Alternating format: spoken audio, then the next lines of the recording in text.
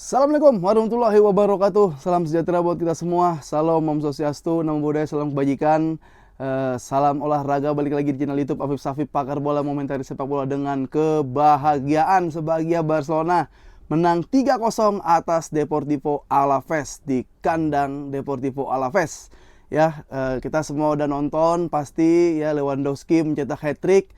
Tapi hanya ada gol di babak pertama, gol di babak kedua. Hansi Flick menurunkan tempo, menurunkan intensitas, dan ada beberapa pemain yang mulai improve dari setelah sembuh cedera, dan ada pemain kesayangan kalian yang mengalami cedera, dan sejauh ini Ferran Torres belum dikabarkan seserius apa cederanya ya. Tapi saran gua, kalau ini memang doa kalian yang terkabul, ya kita doanya yang baik-baik aja ya. Doa kayak Barcelona juara, doa orang-orang yang bayar utang lunas, doa kita sehat-sehat ya. Jadi sedih juga ada dua pemain yang mengalami cedera. Pertama ada Dani Carvajal, semua orang udah ngucapin turut berduka atas cederanya si Dani Carvajal. Semoga cepat sembuh. Gue juga secara pribadi, biar gimana pun Dani Carvajal ini ya kapten, dan di Spanyol juga energinya sangat luar biasa. Jadi legend lah, dia udah legend ya, di La Liga itu udah legend. Semoga cepat sembuh antara di Dani Carvajal dan satu lagi Ferran Torres, dan bisa merumput lagi untuk Dani Carvajal dan bisa pindah buat Ferran Torres. Oke, absen dulu ya. Sebelum absen gue mau ngasih tahu bahwa gue nonton di babak pertama itu full match, dan di babak kedua gue baru nonton bukan cuplikan, full matchnya di beIN Sport. Jadi karena ketika gue lagi di luar tadi, entah ada gangguan atau sinyal gue lagi trouble, jadi gue nggak bisa nonton, baru gue tonton. Nah, Vamos Chulers ya, semoga hari-harinya menyenangkan, melihat Lewandowski hat-trick tanpa bola dakduk di flag atau tanpa penalti, dan melihat Barcelona masih ada di puncak klasemen, selisih 3 poin dari Real Madrid ya, yang udah mulai mepet, yang udah mulai dikejar Barcelona, yang mengartikan bahwa jangan sampai mendapati kesalahan sedikit pun, lengah sedikit pun, atau miss 1-2 match, itu bahaya banget. Ini mepet ya. Jadi skuad Madrid juga dalam. Kalau emang mau juara harus konsisten, pinter-pinter rotasi bukan yang nggak boleh, tapi yang pinter rotasinya. Oke. Nah, kita bahas match dulu teman-teman. Jadi sebelum bahas match, gua itu sudah bikin question ya di X ya. Gue nanya tentang Barcelona gimana nih, ini tweet gue nih ya. Lagi nagih utang, nggak sempat nonton babak kedua Barcelona, gimana full matchnya? Ada yang jawab, babak kedua Hansi Flick sengaja nurunin tempo, permainan Barcelona lebih main aman ya, kayaknya menghindari cedera sebelum international break. Oke, Lamine Yamal juga ditarik, gue itu oke, setuju banget ya.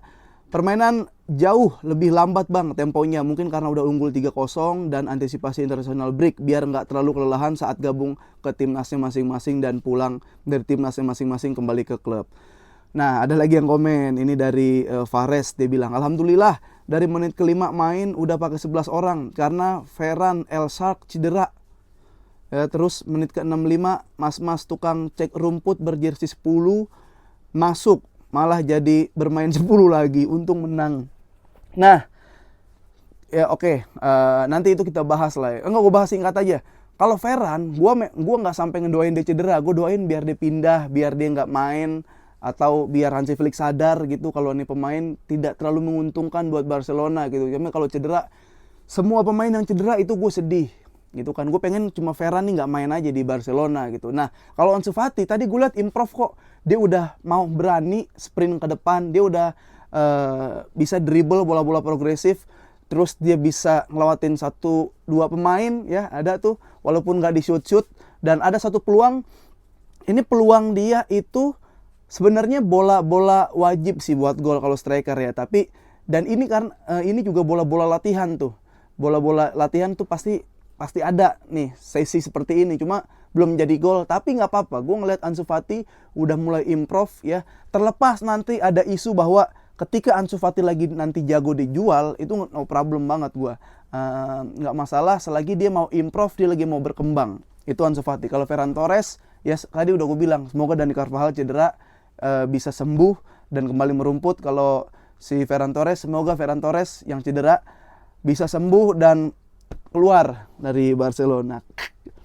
Ya, masih pakai suasana hati yang nyaman dan aman. Ada dari Bobby Mark, dia bilang Ansu Fati mending nomor punggungnya dikasih ke yang lain deh. Iya sih ya, ke nomor 10 keberatan, nggak usah pakai nomor Ansu Fati ya.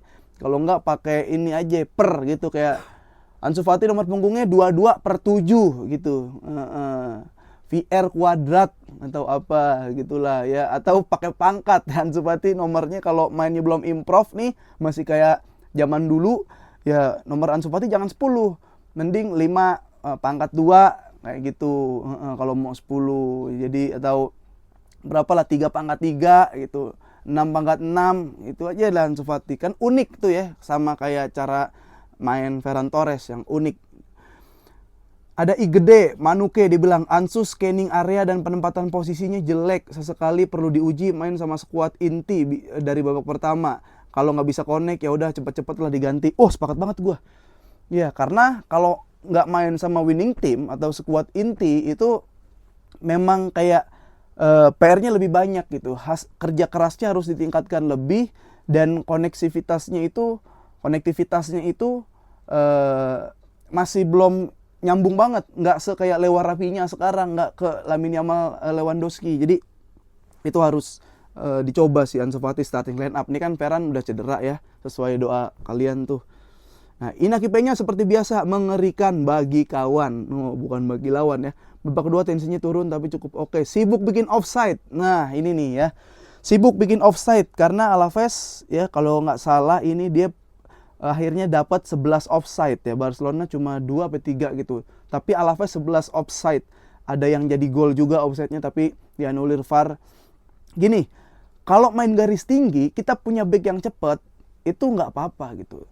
Tapi kalau main yang garis tinggi, ya resikonya lebih tinggi juga. Ya, Inigo Martinez bukan back yang cepat kalau udah ketinggalan 1-2 langkah. Kubarsi juga bukan back cepat.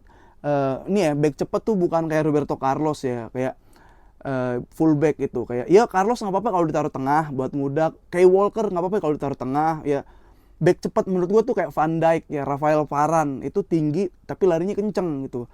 Mereka bukan kayak gitu. Yang berpotensi nanti kalau offside trapnya ini gagal, itu serem tuh. Lu bertaruh sama kiper, lu sama aja mengandalkan kiper. Tapi untuk sejauh ini works. Mudah-mudahan feeling gue bener, ini emang bagian dari beberapa strategi Hansi Flick. Jadi main offside.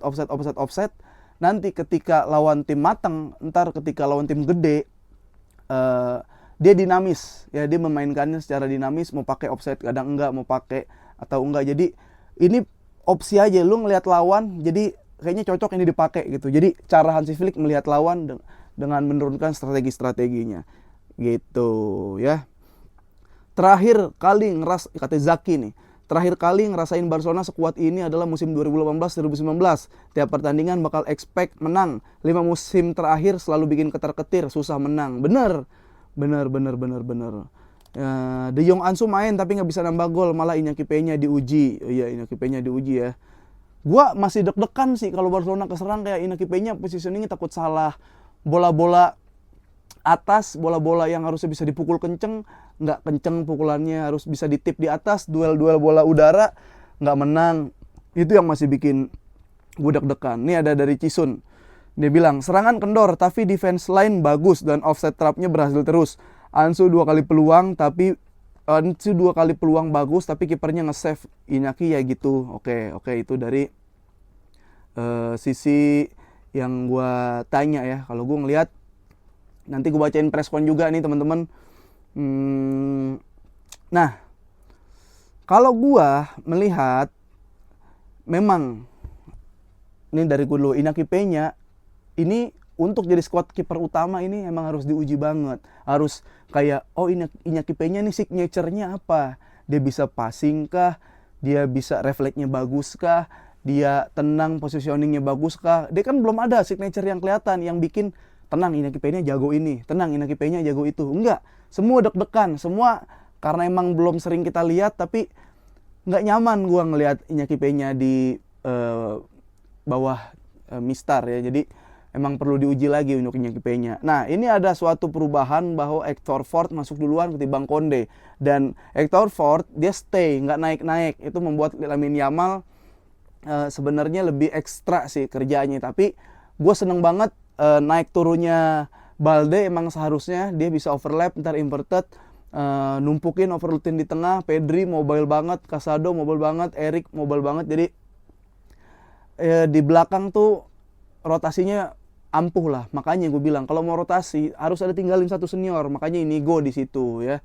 Itu yang terjadi. Nah, lini tengah aman lah, Pedri aman, Casado aman ya, Eric aman, Rapinya bagus. Yang mau gue kasih kredit ini koneksi di lini tengah, lini depan antara Rapinya, Lewandowski, Lamine Yamal. Mereka tuh udah kayak main dari akademi, paham nggak maksudnya? Kayak dia main sekarang, dia main tadi yang kita tonton itu seakan-akan mereka udah main dari usia 16, mereka main kayak dari usia 19 gitu. Padahal enggak.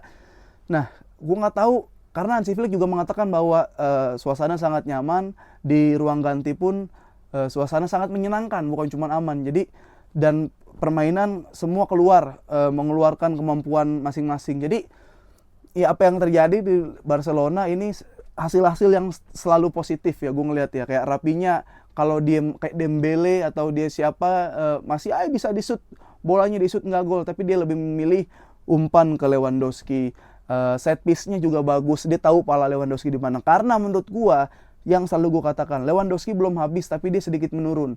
Kenapa Lewandowski tidak bisa mencetak gol sebelum-sebelumnya? Karena tidak ada yang supply. Berilah ya, kasihlah Lewandowski umpan-umpan manja atau bola-bola berada di kotak penalti, maka Lewandowski akan menyelesaikan dengan terciptanya sebuah gol. Gue masih percaya Lewandowski seperti itu ya, makanya dia kayak gaji termahal ya, berdasarkan CV-nya bagus, jam terbangnya bagus tentunya, dan kesuburannya juga masih bisa dimanfaatkan oleh Barcelona. Makanya tinggal gimana Barcelona di lini depan menjaga koneksivitas masing-masing dari penyerang.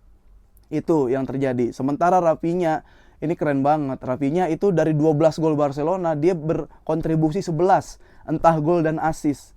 Ya berarti ini assist banyak dia, gol juga banyak karena gol dia udah 4 apa 5 gitu ya. Dan ya berarti secara tidak langsung Rapinya membuktikan ucapan dia yang dibilang gue emang pengen main di Barcelona dari kecil. Dengan dia menolak klub Arab yang gajinya 2 kali lipat di Barcelona, berarti emang dia masih cinta sama sepak bola. Bukan berarti kayak Sono kan main bola juga nggak cinta bola, enggak.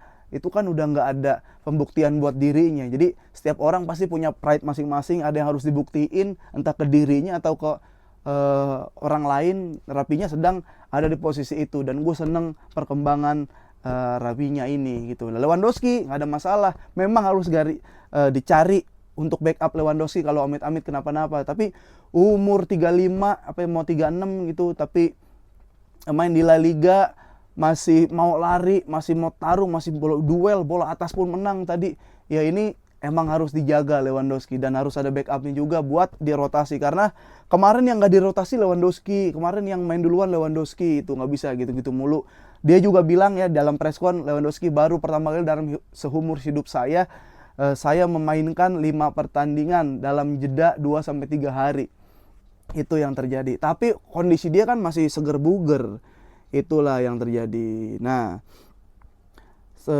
Ansu Fati dan Frenkie de Jong ya, Frenkie nggak terlalu banyak megang bola, tapi Ansu Fati udah bisa improve, udah berani ngontrol bola. Dulu kan dia alergi sama bola pegang lepas, bola pegang tendang jauh, bola pegang ke belakang, enggak, dia udah mau lari ke depan ya, disupport Balde, disupport Pedri, ada Lewa ke situ. Jadi improve-nya udah kelihatan, mau berkembang dan mau mendevelop dirinya udah kelihatan gitu, mau bersaing sama semangat yang ada di Barcelona sekarang itu udah kelihatan. Jadi buat kalian yang mungkin lu ngikut narasi gue dulu gedek banget sama Ansu Fati, gue gedek banget segedek-gedeknya lu sama Ansu Fati, tapi kalau ini pemain bagus, setidaknya dia tidak jadi Dembele lah ya. Pun bagus nanti bisa dijual, kalau untung syukur. Kalaupun dia nanti bagus ya tapi nggak dijual ya bisa bermanfaat buat Barcelona. Jadi itulah kalau si siapa namanya, Ferran udah nggak apa-apa, cedera pas sembuh main di mana kek, Tarkam Banten kek, di mana main futsal kek, main King Soccer kek sama Aguero dan Geratike gitu nggak apa-apa. Nah, lalu juga Wojciech nih nggak apa-apa, belum dimainin nggak apa-apa. Dan ya udah, nih sekarang gue mau bacain preskon mereka dari para pemain ya. Ini dari Lewandowski. Dia bilang, saya mencoba menciptakan gol dan rekan setim saya memberi umpan yang sangat bagus. Sejak menit pertama kami ingin mencetak gol karena kami mencetak 3 gol di babak pertama. Kami bermain dengan nyaman di babak kedua. Itu kata Lewandowski. Lalu Lewandowski juga bilang, kami memiliki sekelompok pemain yang hebat dan kami berusaha untuk terus berkembang. Tuh, berusaha terus dia maju, berkembang maju, dan yang paling terpenting adalah meraih kemenangan. Tuh, nggak lupa berkembang dan menang. Terus Lewa juga bilang, saya berharap para pemain yang cedera segera pulih dalam 2 minggu ini dan kami akan kembali lebih kuat. Gitu dia. Bahkan Lewa ya, ini masuk most goal by front 3 ya, player from Europe, top 5 leagues this season, all competition. Ya, itu GA-nya berarti semua golnya dihitung. Lamine Yamal, Rafinha, Lewa itu ada 23 gol. Nomor 1 itu Munchen, kedua ada Harry Kane, Musiala, Olise itu 18. Berarti Barcelona nih GA-nya masih tinggi ya. Bawahnya Liverpool, Salah, Diaz, Jota. Nah, itu bawahnya lagi bahkan Stuttgart nih. Ya, Dimitrovic, siapa nih? Undav dan Milot 14 gol. Bawahnya baru Real Madrid di posisi 4. Mbappe, Vinicius, Rodrigo 14 ya. Golnya tuh. Terus ke bawahnya lagi ada Chelsea sama 14, Palmer, Jackson, Maudike. Terus di bawahnya lagi ada klub haram 13 gol. Ada Barcola, Dembele dan Kang In. Nah, berarti sekarang kan udah subur nih Barcelona nih, udah bisa banyak gol. Kayak gitu. Nah, ini sekarang dari Hansi Flick ya, dia bilang Konde berada di bangku cadangan untuk istirahat, itu nggak masalah. Dan saya ingin mengatakan bahwa tim tidak memiliki kesalahan apapun hari ini. Ya oke. Kubarsi bilang, ya kami selalu bermain dengan garis tinggi, bukan semata-mata untuk jebakan offset, tapi kami ingin mencoba untuk mendorong semua garis ke depan. Wow, keren. Casado bilang, kami memasuki pertandingan dengan antusiasme yang sangat besar dan keinginan untuk menyelesaikan dengan cepat. Dan kami berhasil, kami memiliki ide-ide yang jelas. Keren Casado. Kami tetap confidence. Apa nih? Oh, the team helps me and the coach gitu. Oh. Casado mengatakan, tim membantu saya dan pelatih memberi saya kepercayaan diri. Wih, Osasuna dan ternyata Osasuna kalah sama Monaco, emang itu videonya diulang-ulang, sangat dianalisis dan tahu apa kurang-kurangnya, apa salah-salahnya, itu ditambal-tambal sama Hansi Flick. Ya, jadi ini bukan apa itu dia bilang tuh, I think we should bukan yang ini. Tadi gue bagus banget tuh. Ya Hansi Flick selain bilang Carvajal cepat sembuh, dia juga bilang ini bukan hanya sekedar tentang menang dan kalah gitu dan cetak gol, tapi ini tentang menganalisa. Ya, jadi setiap pertandingan pasti dianalisa, bagus banget belajarnya. Ya, Hansi Flick, karena Hansi Flick ditanya tuh, compare Flick Bayern and Flick era Barca, what do you think?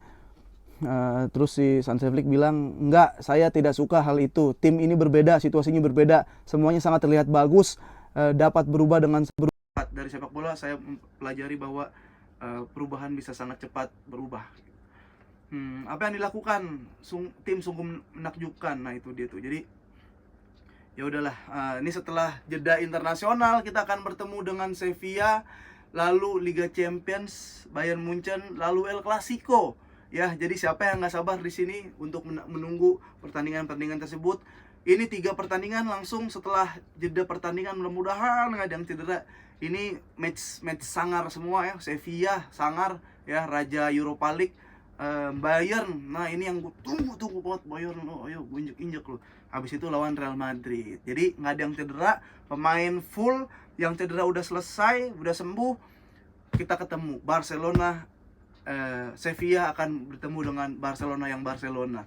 Bayern Munchen akan bertemu dengan Barcelona yang Barcelona. Real Madrid akan bertemu dengan Barcelona yang Barcelona. Jadi gua ya berharap nggak ada pemain-pemain yang cedera, sehingga ketika melawan 3 tim tersebut Barcelona dalam keadaan yang tidak siap, sehingga Barcelona terpaksa kalah oleh hal-hal yang non teknis ya. Jadi secara teknis harus sudah siap, secara pemain harus sudah siap, secara pertandingan, secara match sudah siap. Apapun hasilnya nanti, menang kalah, gue tetap bangga. Yang penting menang bermartabat, kalah terhormat. Tidak ada hal-hal aneh yang terjadi di match-match tersebut. Bayern Munchen, nggak ada alasan, gue tunggu Bayern Munchen ya.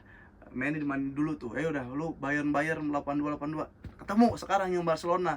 Lu kemarin Bayern ketemu sama Barcelona menang 8-2, ibaratnya lu lagi berantem, lu tarung sama orang yang lagi sakit, sama orang yang lagi ada yang kurang, nggak fit 100% gitu, entah tangan lu ankle, entah kaki lu lagi ACL, kayak gitu. Sekarang ayo sama-sama normal, kita sikat, sama-sama fight kita, oke?